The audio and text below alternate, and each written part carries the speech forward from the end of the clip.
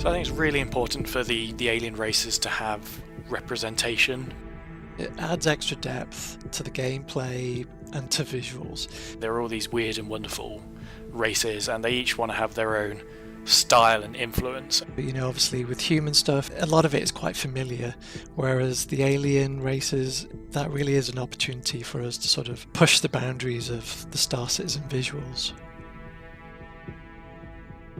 I really like how the Tavarin race and their ships look. It is very different to the other ships in game. And at the moment the Tavarin only really have the Prowler, and that's a dropship, so it's not suited for a wide range of players. So we created the Talon to be a fighter counterpart to it. So the Talon is already well into production, it is already flyable in engine, and it's great to get a concept straight into engine without a sort of a pause in between. So we worked really hard on the visuals and the materials of this ship. You can see that it's very different to anything that we've done in the past.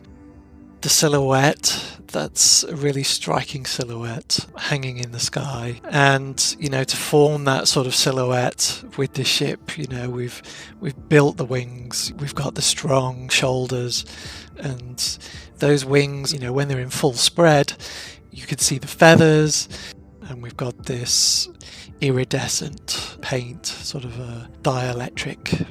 It's very much reminiscent of birds like starlings, and that sort of runs through the ship. The Talon is built to be a fighter that has some stealth elements to it. So it excels at jumping in, striking hard, and then getting out of the fight using its agility to escape returning fire. And it falls into that trope of glass cannon. It is very agile, it has very low armor, and it has relatively big guns for its size. It comes with 2 gimbaled size 3 ballistic weapons as default. That means it has a size 4 hardpoint there. So you have the choice of going with the default loadout of size 3 gimbaled, or you can really maximise the damage and change to size 4 weapons. It also comes equipped with a missile rack on each wing, so you do have some missiles, but it really isn't the focus of the ship. It's all about the guns.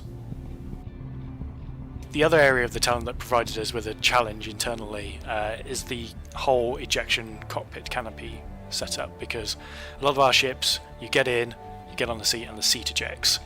This is the whole entire dashboard and flight controls eject out with you, and that's something that we haven't done in ships before. We've had the ability to fire off parts, but not the entire cockpit.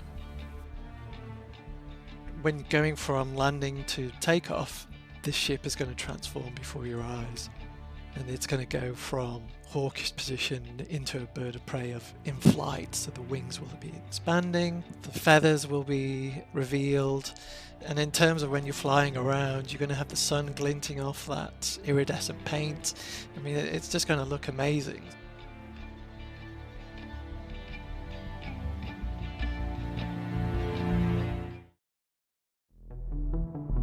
Now, there will be plenty of ship news coming out of IAE in the coming weeks, but let's go ahead and take a quick look at work from the graphics team on adding iridescence to the hard surface shader, seen here on the Talon light fighter from Esperia.